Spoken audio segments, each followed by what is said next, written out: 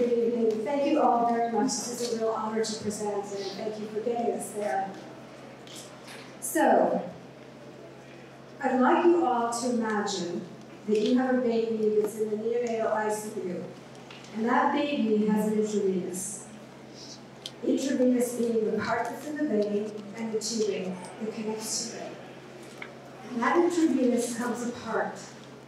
The baby hemorrhages, he's resuscitating, and that is the beginning of SafeT. It's a true story.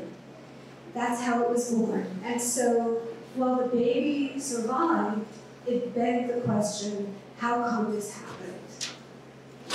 In order to give you an idea of how we've solved this problem, I need to give you a little bit about the landscape of the whole intravenous connectivity world. So first, you've got the IV catheter, and everything's going to connect into that catheter. We have the split tip. This, by the way, is what your baby had. And you can see that there's a little tip that goes into the IV catheter opening. And that's it, except for tape. Then we have the lunar lock, which is a round, barrel-shaped device, relatively large.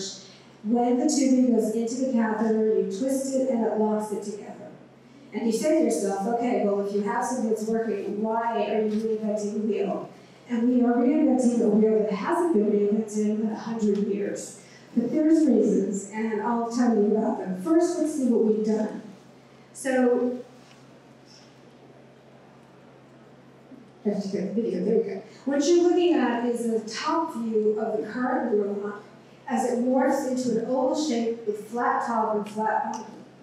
Then what we're seeing is a side view of the morphing again of an oval and colored top and bottom and ridged sides.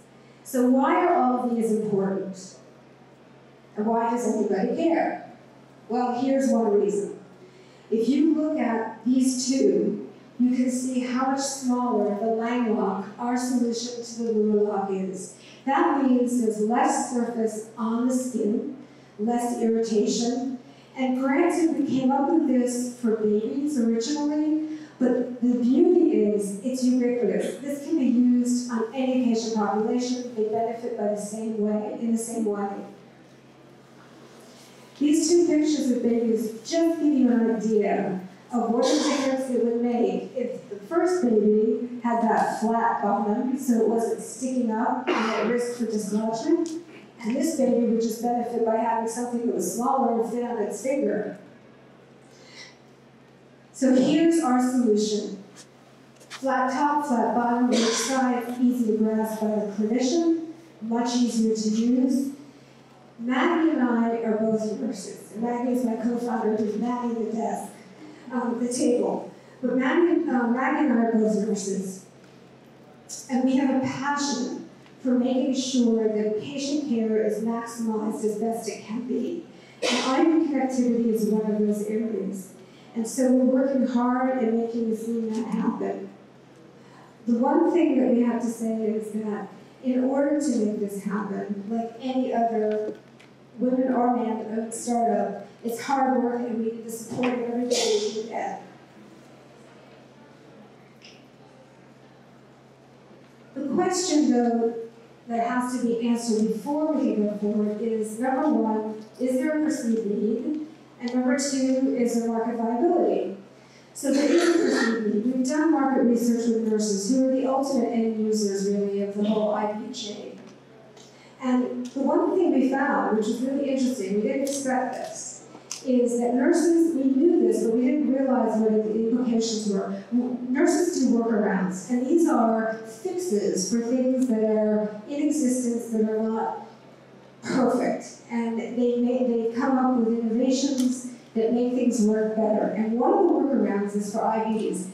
Ironically, putting a piece of gauze under the lunar lock to prevent skin irritation. So our device would eliminate that workaround. Well, that has a trickle down.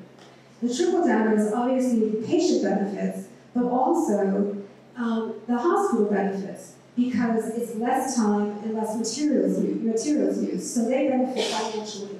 That trickles down to the manufacturers because it's a third smaller, they're using less materials, they're benefiting financially. So there's this whole sort of waterfall of what happens when you make a change to a device.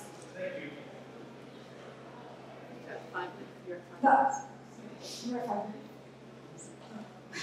Sorry. Well, I'll just tell you one last thing, which I was always done.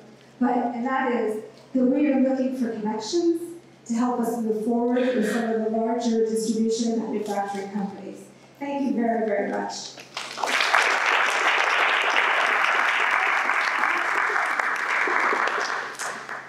Anybody have a question? Oh, no, yes. How are you doing about the supply chain? Well, we are looking to partner with a large manufacturer and distributor because for us to get into the manufacturing business we would never be able to compete with them. So we're really looking at distribution and licensing. Anybody else? Yes? Why do you and your co-founder choose to focus on that particular area? Well, it was Maggie is the one who experienced this baby who hemorrhaged. And it was her impetus, that was the impetus that made her think there's a better way to create this one device, this tiny little device that has not been changed, but could have a big impact.